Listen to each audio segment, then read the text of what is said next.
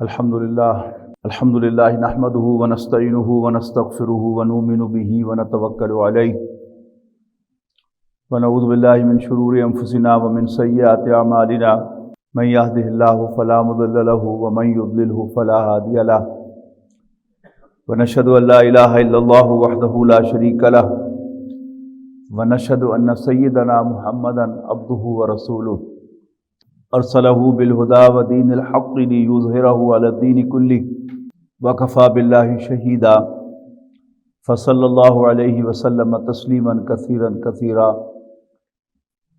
اما بعد فاعوذ باللہ من الشیطان الرجیم بسم اللہ الرحمن الرحیم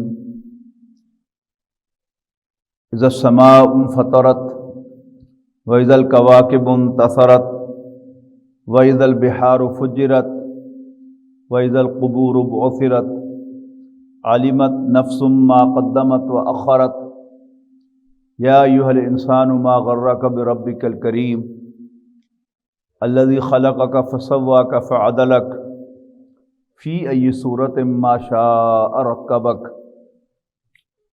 كَلَّا بَلْ تُكَذِّبُونَ بِالدِّينِ وَإِنَّ عَلَيْكُمْ لَحَافِظِينَ كِرَامًا كَاتِبِينَ يَعْلَمُونَ مَا تَفْعَلُونَ ان الابرار لفی نعیم وان الفجار لفی جحیم یصلونہا یوم الدین وما هم عنها بغائبین وما ادراک ما یوم الدین ثم ما ادراک ما یوم الدین یوم لا تملک نفس لنفس شیئا والامر یومئذ للہ۔ محترم بزرگوں، دوستوں، عزیزوں اور بھائیوں،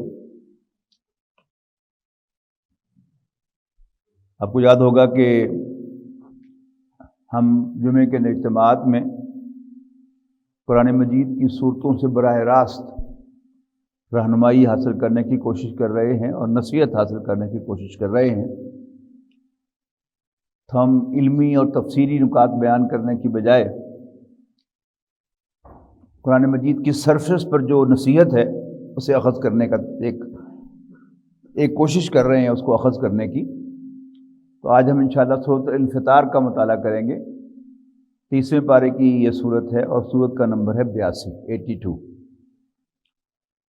ارشاد ہوا، اعوذ باللہ من الشیطان الرجیم، بسم اللہ الرحمن الرحیم، اذا السماء انفطرت، جب آسمان پھٹ جائے،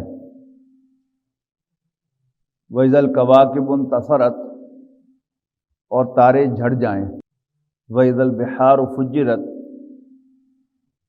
اب جب دریا ابل پڑیں، وَإِذَا الْقُبُورُ بُعْثِرَتْ، جب قبریں کھول دی جائیں، اکھڑ جائیں، عَلِمَتْ نَفْسٌ مَّا قَدَّمَتْ وَأَخَّرَتْ، اس دن انسان کو پتہ چل جائے گا کہ اس نے آگے کیا بھیجا، پیچھے کیا چھوڑا، کس چیز کو مقدم کیا، کس چیز کو مؤخر کیا۔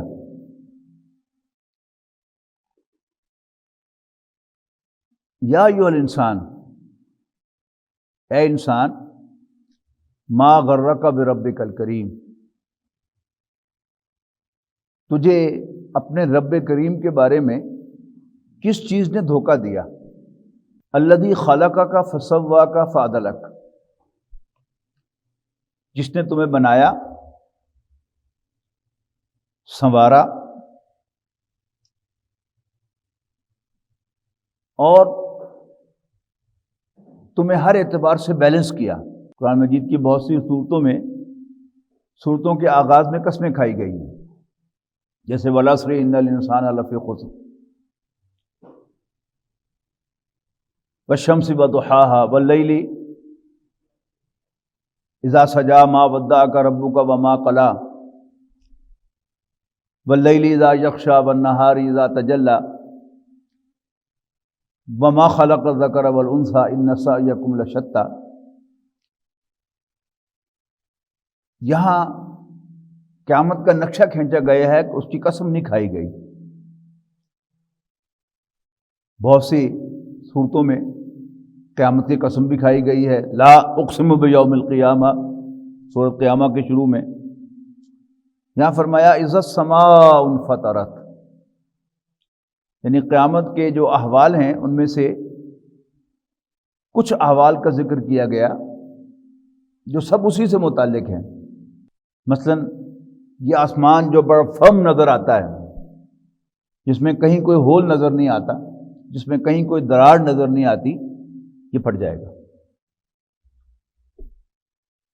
وَإِذَا الْكَوَاكِبُ انتَثَرَتْ، اور جب تارے جھڑ جائیں گے، یعنی اللہ تعالیٰ نے اس کائنات کا ایسا نظام بنایا ہے کہ اس میں بڑے بڑے قرے، بڑے بڑے سیارے اور سب تارے جو ہے وہ اپنی اپنی جگہ پر سیٹ ہیں. جو کام جہاں پر اللہ تعالیٰ نے ان کو رکھا ہے وہ وہیں پر ہیں. جس اللہ نے ان کو آج سیٹ کیا ہے، کسی مقام پر فکس کیا ہے، اسی اللہ کے حکم سے وہ جھڑ جائیں گے. یعنی کامن سینس کیا کہتی ہے کہ جو اوپر آسمان پر کوئی چیز پڑی ہوئی ہے اسے نیچے گرنا چاہیے، لیکن نہیں گر رہی. اللہ تعالیٰ نے کیسے کھڑا کیا ہوا وی ہیو نو آئیڈیا، لیکن کھڑا کیا ہوا اللہ تعالیٰ نے. تو جس اللہ نے ان کو کھڑا کیا ہوا ہے، جس رب نے ان کو کھڑا کیا ہوا ہے، جس خالق و مالک نے ان کو کھڑا کیا ہوا ہے، وہی ان کا وہ ایکولیبریم ختم کر دے گا. وہی جو ان کے درمیان کوئی اللہ تعالیٰ نے طاقت رکھی ہوئی تھی ایک دوسرے کے دور رکھنے کی، وہ ختم ہو جائے گی اور تارے جو ہیں وہ جھڑ جائیں گے. وَإِذَا الْبِحَارُ فُجِّرَتْ، اور جب دریا ابل پڑیں گے. جب بھی زلزلہ آتا ہے تو آپ دیکھتے ہیں کہ نہروں کے، دریاؤں کے بند جو ہیں وہ پھٹتے ہیں اور پانی جو ہے وہ عام سڑکوں پر اور گلیوں میں اور گھروں کے اندر چلا جاتا ہے. ایک ڈاکومنٹری دیکھنے کا موقع ملا تھا کہ بحر اوقیانوس میں، اٹلانٹک اوشن میں کوئی جزیرہ ہے، اور ڈاکومنٹری میں یہ دکھایا گیا تھا کہ اگر اس جزیرے میں کوئی شگاف پڑ جائے، ذہن میں ہے نا کہ زمین کے چاروں طرف سمندر ہے. آپ کراچی کی طرف جائیں تو سمندر ہے، مکران کے ساحل سے جائیں، گوادر پہ جائیں تو سمندر ہے. انڈیا کا پورا ایک لمبا جو ہے وہ بیچ ہے اس کے پاس. تو اگر اس جزیرے میں کوئی شگاف پڑ جائے تو ظاہر ہے نا کہ اگر فرض کیجئے کوئی 10 فٹ کا شگاف پڑ جائے تو پورے سمندر کا پانی 10 فٹ ڈسپلیس ہوگا. تو اس میں دکھایا گیا تھا کہ اگر اس جزیرے کے اندر کوئی شگاف پڑ جائے تو پانی کی اتنی اونچی لہر اٹھے گی کہ وہ مینہٹن کی عمارتوں کو بھی ڈبو دے گی. اور قیامت کے دن پتہ نہیں جب زمین ساری ٹوٹ پھوٹ جائے گی تو پھر کیا کچھ ہوگا، اس کا تو ہم تصور بھی نہیں کر سکتے. لیکن قرآن مجید میں اللہ تعالیٰ نے اس کا کچھ تھوڑا سا ایک نقشہ دکھانے کی کوشش کی ہے کہ ہمیں سمجھ آئے کہ یہ کیا کچھ ہو سکتا ہے. لیکن یہ صحیح صرف یہی کچھ نہیں ہے، یہ تو صرف اشارے ہیں. جب پہاڑ جو ہیں وہ چپٹے ہو جائیں گے، دریا اوپر پڑیں گے، سمندر اوپر پڑیں گے، تو ہم تصور بھی نہیں کر سکتے کہ کیا کچھ ہوگا. لیکن بہرحال کہا گیا کہ وَإِذَا الْبِحَارُ فُجِّرَتْ، جب دریا ابل نکلیں گے. وَإِذَا الْقُبُورُ بُعْثِرَتْ، اب جب قبریں اکھڑ جائیں گی، قبریں کھل جائیں گی. عَلِمَتْ نَفْسٌ مَا قَدَّمَتْ وَأَخَّرَتْ، اس دن ہر شخص کو معلوم ہو جائے گا کہ اس نے آگے کیا بھیجا تھا اور پیچھے کیا رکھا تھا. اس نے کس چیز کو مقدم کیا تھا، کس چیز کو مؤخر کیا تھا. تقدیم و تاخیر، تقدیم کسی چیز کو مقدم کرنا اور تاخیر کسی چیز کو مؤخر کرنا. یہ ہماری زندگی میں قدم قدم پر مرحلہ آتا ہے کہ ہمیں دو کے بارے میں فیصلہ کرنا ہوتا ہے کہ ان دونوں میں سے پہلے کون سی کرنی ہے، بعد میں کون سی کرنی ہے، پرائرٹی کس کو دینی ہے اور پوسٹ پون کسے کرنا ہے، ڈیفر کسے کرنا ہے. تو سورہ قیامہ میں یہ کہا گیا ہے کہ ہر شخص کو معلوم ہے اس کو پتہ چل جائے گا، سامنے ریکارڈ آ جائے گا اس کے کہ اس نے کیا آگے کیا، کیا پیچھے کیا۔ سورہ قیامہ کے جو الفاظ ہیں وہ ذرا میں سناتا ہوں آپ کو کہ يُنَبَّأُ الْإِنسَانُ يَوْمَئِذٍ بِمَا قَدَّمَ وَأَخَّرَ، اس دن ہر شخص کو جتلا دیا جائے گا، یعنی اس کا ریکارڈ اس کے سامنے لایا جائے گا، اعمال نامہ اس کے سامنے لایا جائے گا، جس سے اس پر یہ بات روز روشن کی طرح واضح ہو جائے گی کہ اس نے کس چیز کو مقدم کیا، کس چیز کو مؤخر کیا۔ ویسے دنیاوی زندگی میں اگر ہم اپنے گریبان میں جھانکیں تو آج بھی ہمیں پتہ چلتا ہے کہ وہ کہاں کھڑا ہے۔ سورۃ قیامہ میں یہی بات جو ہے وہ کہی گئی ہے کہ بل الانسان علی نفسہ بصیرہ ولو القی معاذیرہ، اصل میں انسان جانتا ہے، اپنے آپ کو دیکھ رہا ہے کہ وہ کیا کر رہا ہے۔ اگر انسان دیانتداری سے اپنا جائزہ لے، ہمیں سے ہر شخص، تو اس پر روز روشن کی طرح یہ بات عیاں ہو جائے گی کہ وہ دنیا دار ہے کہ یہ آخرت کا طالب ہے، اور یہی دنیا کا اصل امتحان ہے کہ کیا چاہیے تمہیں۔ جیسے ہم پچھلی صورتوں میں پڑھ کے آئے ہیں نا، سورۃ انشقاق میں ہم نے پڑھا کہ جن کو ان کا اعمال نامہ ان کے داہنے ہاتھ میں تھمایا جائے گا، وَيَنْقَلِبُ إِلَىٰ أَهْلِهِ مَسْرُورًا، اور وہ اپنے گھر والوں کے پاس، اپنی فیملی کے پاس خوش و خرم جائے گا۔ فَسَوْفَ يُحَاسَبُ حِسَابًا يَسِيرًا وَيَنْقَلِبُ إِلَىٰ أَهْلِهِ مَسْرُورًا، اس سے آسان حساب لیا جائے گا اور وہ اپنے گھر والوں کے پاس خوشی خوشی آئے گا۔ اس کے مقابلے میں فرمایا کہ جس کو اس کا اعمال نامہ اس کے پیچھے سے پکڑایا جائے گا توہین آمیز انداز میں، فسوف یدعو ثبورا، تو وہ موت کو پکارے گا، ویصلی سعیرا، اور جہنم میں ڈالا جائے گا، انہ کان فی اہلہ مسرورا، یقیناً وہ دنیا میں اپنے گھر والوں کے ساتھ بڑی خوش و خرم زندگی گزار رہا تھا۔ پیسے کی ریل پیل تھی، عمدہ کھانے تھے، عمدہ لباس تھے، عمدہ گاڑیاں تھیں، سیریں ہو رہی تھیں، اور حج اور عمرے ہو رہے تھے، لیکن آخرت یاد نہیں تھی، پرائرٹی آخرت نہیں تھی۔ یہاں اب اس کے بارے میں کہا جا رہا ہے آسمان پھٹ جائے گا،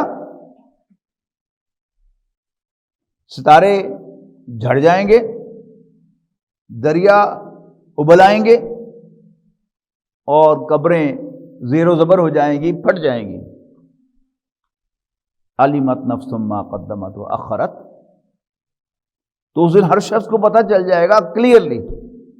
اگر اس دنیا میں وہ دھوکے میں بھی تھا تو بہت واضح طور پر جب اس کے پاس ریکارڈ آ جائے گا تو پھر اس کو پتہ چل جائے گا کہ اس نے آگے کیا بھیجا تھا، کوئی نیکیاں آگے اگلی زندگی کے لیے بھیجی تھی یا نہیں بھیجی تھی، بھیجی تھی تو کیا بھیجی تھی، اور دنیا میں کیا رکھا تھا، کس چیز کو مقدم کیا تھا، کس چیز کو مؤخر کیا تھا۔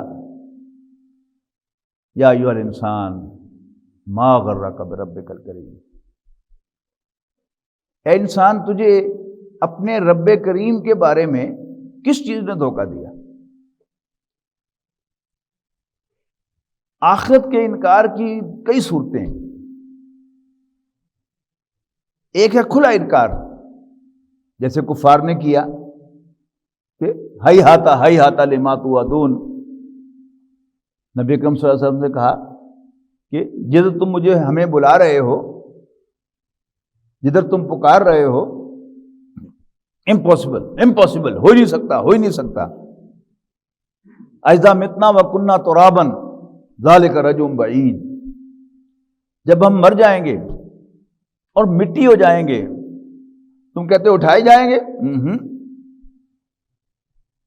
یہ بڑی دور سے لوٹ کے آنا ہوگا۔ یہ قرآن مجید میں مکی صورتوں میں عام مضمون ہے، یہ کوڑا انکار ہے۔ قرآن مجید نے اس کی اور بھی بہت سی شکلیں بیان کی ہیں آخرت کا انکار کرنے کی۔ آخرت کا ایمان جو ہے وہ انسان کو صحیح راستے پر رکھتا ہے۔ عام یہ سمجھا جاتا ہے، خاص طور پر یہ جدید تہذیب جو ہے، یہ اس کا ورژن ہے کہ برائیاں اویئرنیس کے نہ ہونے کی وجہ سے ہوتی ہیں۔ اگر علم کی روشنی پھیل جائے، اویئرنیس کریٹ کر دی جائے تو اس سے برائی ختم ہو جائے گی۔ یہ بڑی غلط فہمی ہے۔ ہمیں سے ہر شخص جانتا ہے کہ ٹریفک کے قوانین ہمارے فائدے کے لیے بنے ہیں، لیکن ہمیں سے اچھا بھلا شخص اگر دیکھے گا کہ چوک خالی ہے، اشارے تو اگرچہ چل رہے ہیں لیکن وارڈن موجود نہیں ہے، تو ہمیں سے اچھا بھلا آدمی جو ہے وہ اشارہ توڑ دیتا ہے۔ لیکن جب وارڈن کھڑا ہوا نظر آتا ہے تو بریک پہ خود بخود پاؤں جو ہے وہ دب جاتا ہے۔ خوف جو ہے یہ انسان کو برائی سے روکتا ہے، اور آخرت کا خوف جو ہے یہ ریئل خوف ہے۔ اس لیے کہ دنیا میں ایک امکان تو ہوتا ہے نا کہ رشوت سے کام چل جائے، یا کوئی نقلی شناختی کارڈ یا لائسنس کی کاپی دے کے میں چلا جاؤں گا اور پھر کلیم ہی نہیں کروں گا، جرمانہ ادائی نہیں کروں گا۔ یہ 100 ہیلے بہانے ہوتے ہیں یہاں پر۔ لیکن جب آخرت کا ایمان انسان کے دل میں صحیح معنوں میں ہوگا تو پھر انسان ایسے ہیلوں کے بارے میں نہیں سوچتا۔ تو کئی ہیلے ہیں آخرت کا انکار کرنے کے، ان میں سے ایک یہ ہے۔ اور ہمارے جو انٹلیکچوئلز ہیں، مسلمان انٹلیکچوئلز، ان سب کا بہانہ جو ہے وہ یہی ہے۔ یعنی علامہ اقبال جیسا شخص بھی یہ کہتا ہوا نظر آتا ہے کہ کوئی یہ پوچھے کہ وائز کا کیا بگڑتا ہے، جو بے عمل پہ بھی رحمت وہ بے نیاز کرے۔ یعنی یہ ایک اسمپشن ہے نا کہ اللہ تعالیٰ تو بڑا مہربان ہے، وہ تو بہت رحم کرنے والا ہے۔ بالکل ٹھیک ہے، کوئی اس کے انکار نہیں کر سکتا۔ قرآن مجید اللہ تعالیٰ کی رحمت کے تذکروں سے بھرا پڑا ہے، لیکن مظلوم کی داد رسی، جو بھی زیادتی کرتا ہے، ہوا میں تو زیادتی نہیں کرتا نا، کسی شخص پر زیادتی کرتا ہے، اس کی داد رسی وہ بھی تو اللہ تعالیٰ کے ذمے ہے نا، اس نے خود اپنے ذمے لی ہے، اس کے ذمے کوئی نہیں لگا سکتا۔ لیکن وہ خود کہے کہ میں داد رسی کروں گا، میں عدل کروں گا، تو پھر کوئی اس کے عدل کو جھٹلا بھی نہیں سکتا۔ لیکن یہ خیال کہ اللہ تعالیٰ تو بڑا مہربان اور معاف کر دے گا، وہ بخش دے گا، اس کا قرآن مجید میں جا بجا تذکرہ ہے، احادیث میں جا بجا تذکرہ ہے۔ ایسی احادیث جو ہیں آپ کو ملیں گی کہ جس سے انسان محسوس کرتا ہے کہ شاید کوئی نیک عمل کرنے کی ضرورت ہی نہیں ہے، اللہ تعالیٰ تو بس ویسے ہی بخش دے گا۔ یہ دو چیزیں جو ہیں ان کو اچھی طرح سمجھ لینا چاہیے۔ ایک ہے خوف خدا، اللہ سے ڈرنا، اس کے محاسبے کا خوف، یہ کسی بھی عمل کرنے سے پہلے ہونا چاہیے۔ لیکن کوئی غلط عمل، برا عمل، نافرمانی ہو جائے تو اس پر پھر اللہ تعالیٰ کی مغفرت کی امید رکھنی چاہیے۔ اللہ میں تجھ سے معافی مانگتا ہوں، تو مجھے معاف کر دے، اور پھر امید رکھنی چاہیے کہ اللہ تعالیٰ معاف کر دے گا۔ عام طور پر ہمارا معاملہ کیا ہوتا ہے؟ الٹ ہو جاتا ہے۔ ہم کوئی عمل کرنے سے پہلے اللہ تعالیٰ کی رحمت کا دل میں خیال لے آتے ہیں کہ کوئی نہیں، اور یہ بڑے سے بڑے لوگ کرتے ہیں۔ آپ نوٹ کیجئے نا کہ حضرت یوسف علیہ السلام کے بھائی، آپ نے کبھی سوچا ہو تو فیملی بیک گراؤنڈ اگر کوئی چیز ہے تو حضرت یوسف علیہ السلام اور ان کے 11 بھائی، ان جیسی فیملی بیک گراؤنڈ کسی کی نہیں۔ ان کے والد یعقوب علیہ السلام اللہ کے نبی ہیں، ان کے دادا اسحاق علیہ السلام اللہ کے نبی ہیں، اور ان کے پردادا کے تو کیا ہی کہنے ہیں، رب العالمین بھی انہیں سلیوٹ پیش کرتا ہے، سلام علی ابراہیم۔ تو اگر کوئی فیوریٹزم کسی کو ملنی چاہیے، کسی کو فیور ملنا چاہیے، تو وہ کون ہے؟ وہ یہ 12 بھائی ہیں کہ جن کے باپ، جن کے دادا، جن کے پردادا سب اللہ کے پیغمبر ہیں، بڑے بڑے نام ہیں۔ لیکن ان سے بھی ایک حرکت ہوئی، یعنی اپنے بھائی کو کنویں میں پھینکنا کیسے کر لیا انہوں نے؟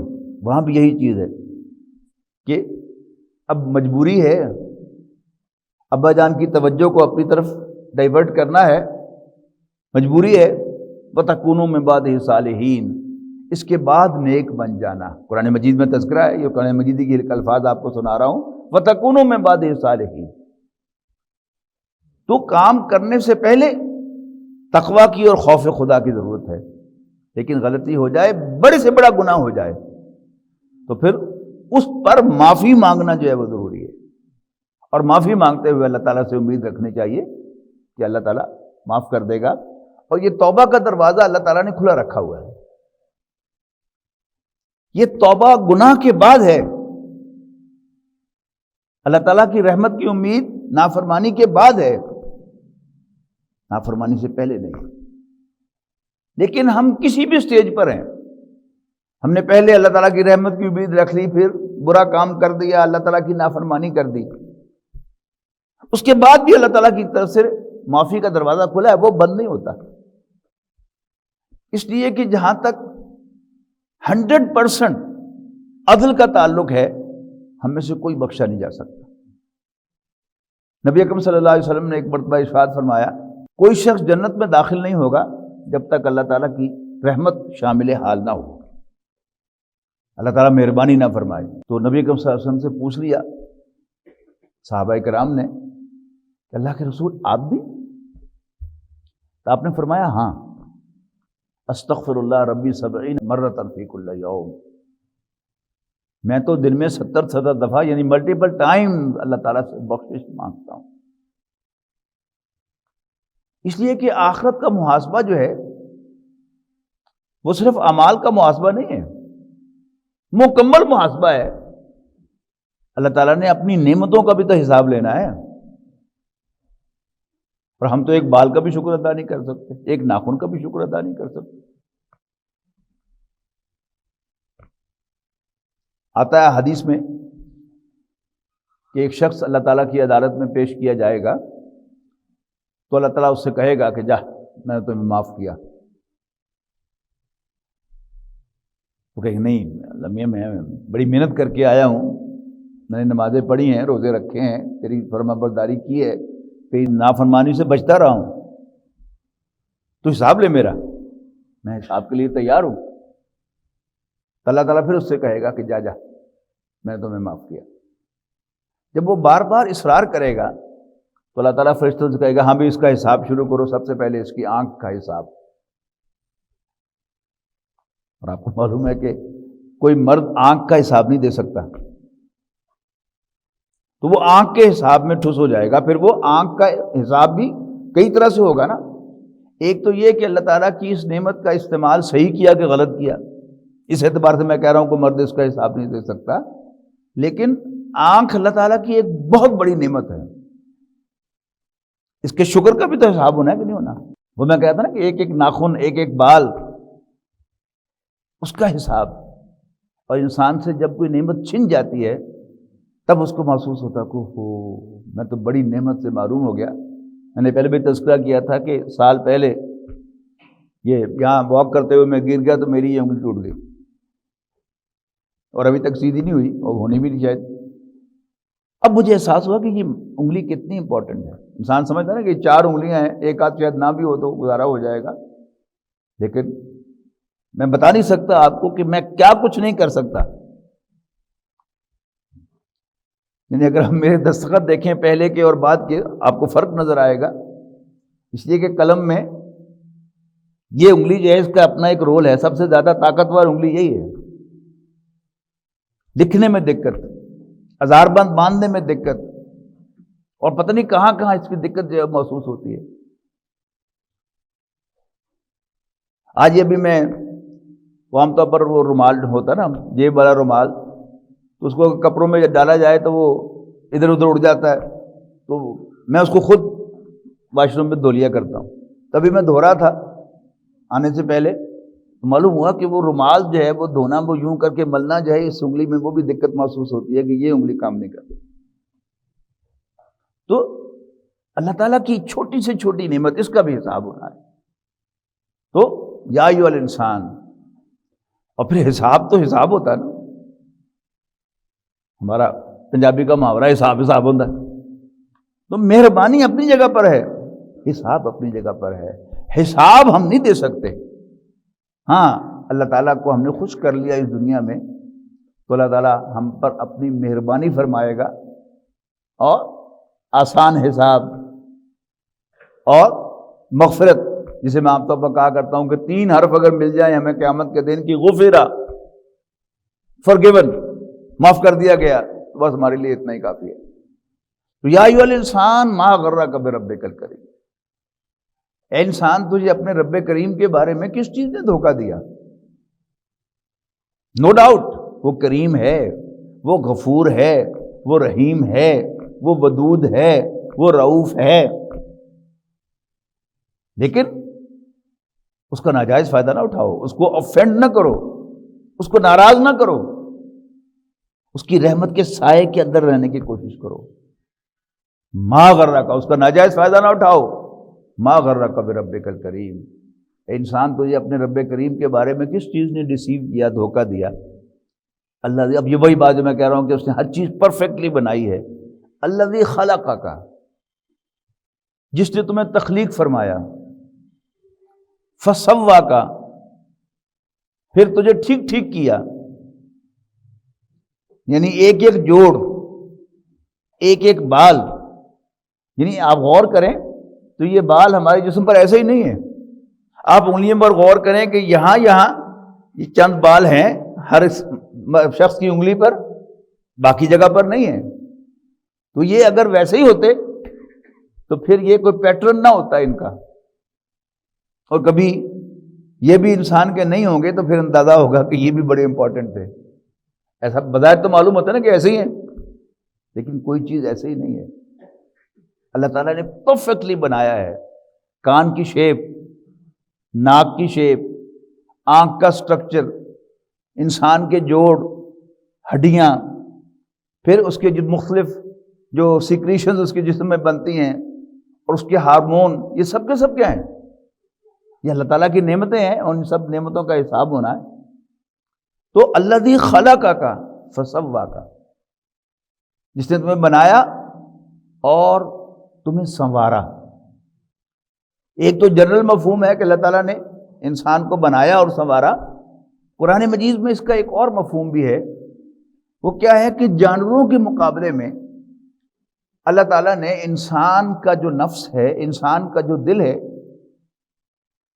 اس کے اندر اس کو کنٹرول عطا کیا ہے. یعنی اگر حیوانات کے ساتھ کمپیئر کریں آپ انسان کو، کہ انسان ایک برا حیوان ہے، کس فرق کے ساتھ کہ حیوانات کو اپنی خواہشات پر کنٹرول نہیں ہوتا، اپنے ایکسپریشنز پر. انسان کو اللہ تعالیٰ نے کنٹرول دیا ہے. بھوک، پیاس، غصہ، شہوت، یہ حیوانات میں بھی ہے، لیکن ان کے اپنے کنٹرول سے باہر ہے. جب بھوک لگ جائے اور جانور کا کھانا اس کی دسترس میں ہو تو وہ کھاوے ہی کھاوے. کئی دفعہ میں نے مثال دی ہے کہ جن لوگوں نے بھینس پالی ہے وہ اپنا یہ تجربہ جو ہے اپنے ذہن میں لائیں کہ روز جب آپ گتاوے کی بالٹی اس پر انڈیلتے تھے توڑی کے اوپر، تو بھینس اسے روکھا کھانا چاہتی تھی. یعنی سال ہا سال کا تجربہ بھی اس کو یہ نہیں بتا سکتا، یہ نہیں سمجھا سکتا کہ روکھا نہیں کھانا. اس کے لیے آپ کو ہر مرتبہ یا چھڑی پاس رکھنی پڑتی ہے یا ہاتھ سے تھپڑ مارتے رہتے ہیں، تب وہ منہ بھرے کرتی ہے، ورنہ کھاتی ہے. جب گھوڑا یا گدھا پیاسا ہوگا سڑک پر تو گندا پانی بھی اس کو نظر آئے گا تو اس میں منہ ڈالے ڈالے. ہاں اس کا کوچوان جو ہے اس کی باگ کھینچ لے گا کہ نہیں یہ گندا پانی ہے نہیں پینا، تب وہ روکے گا ورنہ پیے گا. اسی طرح اس کا میٹ، اس کا اپوزٹ سیکس جب اس کے کانٹیکٹ میں آئے گا تو وہ اس کی طرف راغب بھی ہوگا اور سیکس بھی کرے گا اگر موقع ملے تو. انسان پہچانتا ہے یہ میری بہن ہے، یہ میری ماں ہے، یہ میری بیٹی ہے، تو ایک نیچرل ٹینڈنسی کے تحت کہیں نظر پڑ بھی جائے اس کے جسم پر تو ہٹا لیتا ہے وہاں سے. یہ انسان ہے. تو قرآن مجید میں تسویہ جو ہے وہ اس چیز کے لیے کہا گیا ہے کہ اللہ تعالیٰ نے جسم تو ویسا ہی بنایا نا، اس کے بعد ایک سافٹ چینج اللہ تعالیٰ لے کے آیا اس میں. یعنی ہارڈ ویئر تو سیم ہے دیکھیے اللہ تعالیٰ نے اس کے اندر ایک سافٹ ویئر انسٹال کیا ہے جس کو قرآن مجید نے قلب کہا ہے. وہ اسی دل کے قریب کہیں اللہ تعالیٰ نے انسٹال کیا ہے، نظر نہیں آتا، جیسے سافٹ ویئر کبھی نظر نہیں آتا، لیکن انسان کی وہ جو ہے اصل میں حساب اسی کا ہے. جانوروں سے کیوں حساب نہیں ہے؟ درختوں سے کیوں حساب نہیں ہے؟ ریت کے ذروں سے کیوں حساب نہیں ہے؟ پتھر کے ٹکڑوں سے کیوں حساب نہیں ہے؟ تو ان کو اللہ تعالیٰ نے تخلیق فرمایا ہے لیکن ان کا تصفیہ نہیں کیا، ان کو کوئی قلب عطا نہیں کیا کہ جس سے وہ اپنے آپ کو کنٹرول کر سکیں. انسان کو یہ آزادی اسے عطا کی ہے، اس کو اپنے اوپر ایک کنٹرول عطا کیا ہے، لہذا اس کا محاسبہ بھی اسی کے اعتبار سے ہے. تو اللہ خلقہ کا فسوا کا، جس نے تجھے بنایا اور پھر تمہارا تصفیہ کیا، فعدلک، اور پھر تمہیں ہر اعتبار سے بیلنس کیا. عدل کہتے ہیں حقوق کی ادائیگی کو، اس کو اس کا حق دینا، اس کو حقوق کا حق دینا، اس کا حق دلانا، یہ کیا ہے؟ یہ عدل ہے. تو اللہ تعالیٰ نے ہر اعتبار سے بیلنس کیا، جسم کے اعتبار سے بھی بیلنس کیا، جذبات کے اعتبار سے بھی بیلنس کیا. اللہ تعالیٰ نے فی ای صورت ما شاء رکبک، اور پھر جس صورت میں چاہا تمہیں جوڑ دیا. ترکیب کہتے ہیں جوڑنے کو. یہ اتنا سا آپ چہرہ لے لیں، ہم سب کا ایک ماتھا ہے، ایک ٹھوڑی ہے، دو گال ہیں، دو آنکھیں ہیں، دو آئی بروز ہیں، سامنے ایک منہ ہے، اس کے دو ہونٹ ہیں. لیکن اس اتنے سے ایریا میں ارد گرد دیکھ لیں، میں آپ کے سامنے بیٹھا ہوں، دائیں طرف بھی دیکھ لیں، بائیں طرف بھی دیکھ لیں، ہم سب کی شکل ایک دوسرے سے مختلف، یعنی جوڑی ہے نا چیزیں. دو آنکھوں، دو گالوں، ایک ٹھوڑی، ایک ماتھے کو اکٹھا کیا ہے، لیکن جس شکل میں چاہا ان کو جوڑ دیا. سبحان اللہ. یہ اللہ تعالیٰ کی تخلیق کا شاہکار ہے. کوئی ربڑ سٹیمپ نہیں ہے کہ ایک ہی سانچے میں سب کو ڈال کے اللہ تعالیٰ نے بنا دیا، ایسا نہیں کیا. یہ بھی ایک ثبوت ہے کہ اللہ تعالیٰ نے ہم سب کو انڈیویجولی پیدا کیا ہے، پرسنل اٹینشن سے پیدا کیا ہے. اب اس کے بارے میں جواب آیا کہ یہ جو تم یہ بات کہہ رہے ہو کہ اللہ بڑا غفور الرحیم ہے، اور کوئی یہ پوچھے کہ وائز کا کیا بگڑتا ہے، جو بے عمل پر بھی رحمت وہ بے نیاز کرے. اب اس پر کہا جا رہا ہے کلا بل تکذبون بالدین. نہیں، اصل بات یہ ہے کہ تم یہ کہہ کر بدلے کے دن کو جھٹلانا چاہتے ہو. وَإِنَّ عَلَيْكُمْ لَحَافِظِينَ، اور اس میں شک نہیں کہ تمہارے اوپر اللہ تعالیٰ نے محافظ مقرر کیے ہیں، کرامن کاتبین، لکھنے والے بڑے باعزت فرشتے ہیں، بڑے اعلیٰ درجے کے فرشتے، کرامن عزت والے، کاتبین لکھنے والے. یعلمون ما تفعلون، اور جو کچھ بھی تم کرتے ہو وہ اسے جانتے ہیں اور نوٹ کرتے ہیں، لکھتے ہیں. اس کے بعد فرمایا ان الابرار لفی نعیم، بے شک نیک لوگ نعمتوں میں ہوں گے، کمفرٹس میں ہوں گے. وَإِنَّ الْفُجَّارَ لَفِي جَحِيمٍ يَصْلَوْنَهَا يَوْمَ الدِّينِ،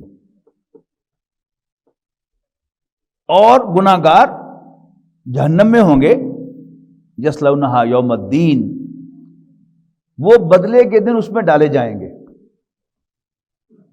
یعنی بالکل کلیئر کہہ دیا کہ جو بھی اس روز نیک قرار پائے گا، ایک وہ نیک ہے جو اپنے آپ کو نیک سمجھتا ہے لیکن کسی اور کو پتہ نہیں ہے، اس کو پتہ ہے، اندر جھانک کے پتہ چل جاتا ہے اس کو. لیکن جو اس دن نیک قرار پائے گا وہ کون ہوگا؟ جس کے وزن زیادہ ہوں گے، جس کے نیک اعمال زیادہ وزنی ہوں گے، تعداد نہیں. قرآن مجید میں کہیں گنتی کا ذکر نہیں ہے، ہمیشہ ذکر ہے من ثقلت موازینہ، جس کے وزن بھاری ہوں گے، اور ومن خفت موازینہ، جس کے وزن ہلکے ہوں گے. تو جو اس دن نیک قرار پائے گا، ان الابرار لفی نعیم، وہ تو نعمتوں میں ہوں گے، کمفرٹس میں ہوں گے. وَإِنَّ الْفُجَّارَ لَفِي جَحِيمٍ، اور گناہ گار، فاسق و فاجر وہ جہنم میں ہوں گے، یصلونہا یوم الدین، اللہ تعالیٰ انہیں بدلے کے دن جہنم میں ڈالے گا۔ وما ہم عنہا بغائبین، وہ اس دن اس حساب کتاب سے، اس انجام سے بھاگ نہیں سکیں گے۔ اس دنیا میں آپ نے بڑے سے بڑا جرم کیا ہو، آپ بھاگ سکتے ہیں، اخبارات بڑے پڑے ہیں، سوشل میڈیا بھرا پڑا ہے کہ جو ریسورسفل لوگ ہیں، پیسے والے یا ہیرا پھیری کرنے والے، کسی بھی طریقے سے اعلیٰ وکیل کر کے، پولیس کو رشوت دے کر، یا ججز کو خرید کر، یا کسی بھی طریقے سے وہ بھاگ سکتے ہیں، لیکن قیامت کے دن کسی شخص کے لیے وہاں سے بھاگنا ممکن نہیں ہوگا۔ وما ہم عنہا بغائبین۔ اور اس دنیا میں انسان جو جری ہوتا ہے، ایسے ایسے بھی لوگ ہیں اسی معاشرے میں، آپ ذرا تھوڑی سی تحقیق کریں گے تو معلوم ہوگا کہ کسی انسان کو قتل کرنا ان کے لیے کوئی بڑا مسئلہ نہیں ہے۔ کسی نے درجنوں قتل کیے ہوئے ہیں، کسی نے سینکڑوں قتل کیے ہوئے ہیں، کسی نے ایک قتل کیا ہوا ہے، کوئی بدکاری میں بہت زیادہ آگے نکلا ہوا ہے، لیکن کوئی اس کو پوچھنے والا نہیں ہے، اس کی کوئی پکڑ نہیں ہے۔ لیکن قیامت کے دن کوئی اللہ تعالیٰ کی عدالت سے، اللہ تعالیٰ کی گرفت سے بچ کر نہیں نکل سکتا۔ وما ہم عنہا بغائبین وما ادراک ما یوم الدین۔ اور اے نبی آپ کیا سمجھے کہ وہ بدلے کا دن ہے کیا؟ ثم ما ادراک ما یوم الدین، اور پھر تم کیا سمجھے کہ وہ بدلے کا دن کیا ہے؟ فرمایا یوم لا تملک نفس لنفس شیئا، وہ دن کہ جس دن کوئی شخص کسی دوسرے کو کوئی فائدہ نہیں پہنچا سکے گا۔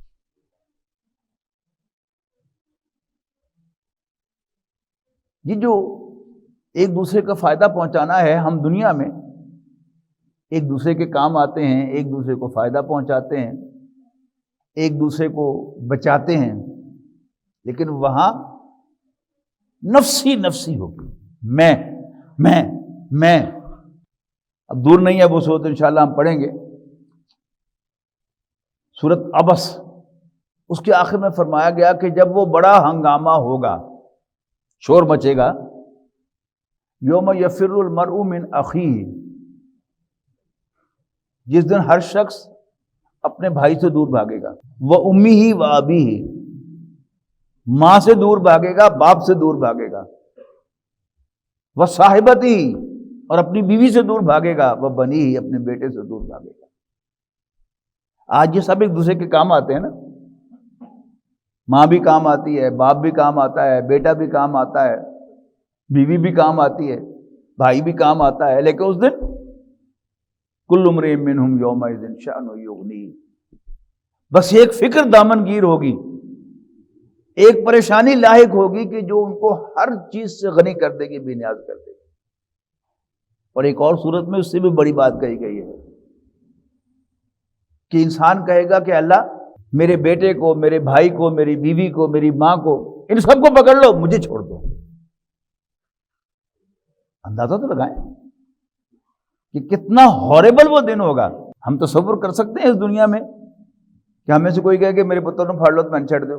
یہ تو آپ سن لیں گے کہ کوئی کہہ دے کہ میرے بیٹے کو چھوڑ دو، مجھے پکڑ لو۔ یہ دنیا کا نقشہ ہے، لیکن قرآن مجید گواہی دے رہا ہے، اللہ تعالیٰ صاف صاف بتا رہا ہے کہ قیامت کا دن جب آئے گا تو پھر کوئی کسی کے کام نہیں آئے گا، ہر شخص دور بھاگے گا دوسرے سے۔ وہ کہا کہ اسے بھی پکڑ لو، اسے بھی پکڑ لو، اسے بھی پکڑ لو، لیکن مجھے چھوڑ دو۔ اللہ تعالیٰ ہمیں اس دن کو یاد رکھنے کی توفیق عطا فرمائے کہ یوم لا تملک نفس لنفس شیئا، جس دن کوئی شخص کسی دوسرے کے کچھ کام نہ آئے گا، والامر یومئذ للہ، اور فیصلہ اور حکم اس دن صرف اللہ کا چلے گا۔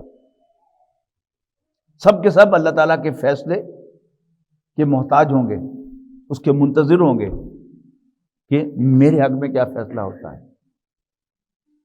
ہم میں سے ہر اپنے بارے میں سوچے گا کہ میرے بارے میں کیا فیصلہ ہوگا۔ مجھے یہ فکر نہیں ہوگی کہ میرے بیٹے کا کیا بنے گا، میری بیوی کا کیا بنے گا، میری ماں کا کیا بنے گا، میرے باپ کا کیا بنے گا، میرے بھائی کا کیا بنے گا، میرے دوست کا کیا بنے گا، میرے افسر کا کیا بنے گا، میرے محسن کا کیا بنے گا۔ اس دن اپنی اپنی فکر ہوگی، میرا کیا بنے گا۔ یعنی اپنی فکر ختم ہو تو پھر سوچے نا انسان۔ جب جنت اور جہنم میں پہنچ جائیں گے تو پھر وہ نقشے کھینچے ہیں قرآن مجید نے۔ اللہ تعالیٰ ہم سب کو توفیق دے کہ ہم قرآن مجید پڑھا کریں۔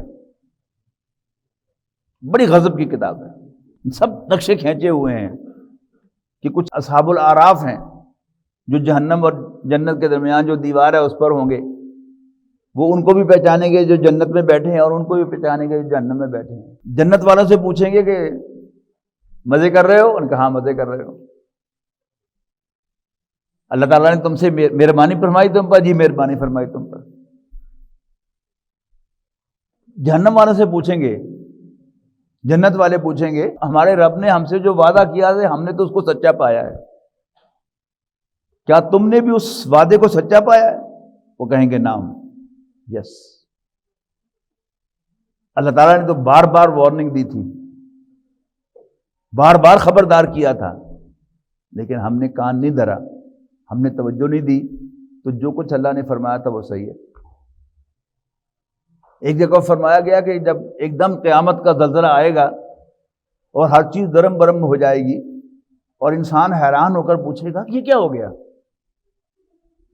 تو کہا جائے گا کہ وہی جس کا تمہیں پہلے بتایا گیا تھا۔ یس، ہم تو مذاق سمجھتے رہے نبیوں کی بات کو، لیکن قیامت تو آ گئی۔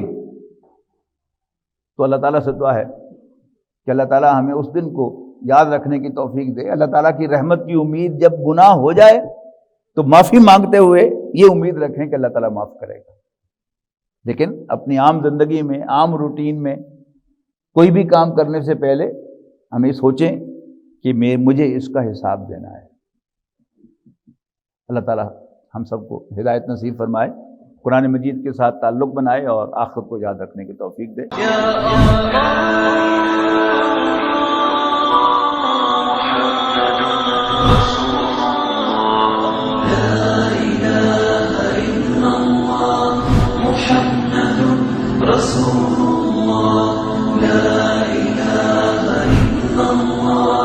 محمد رسول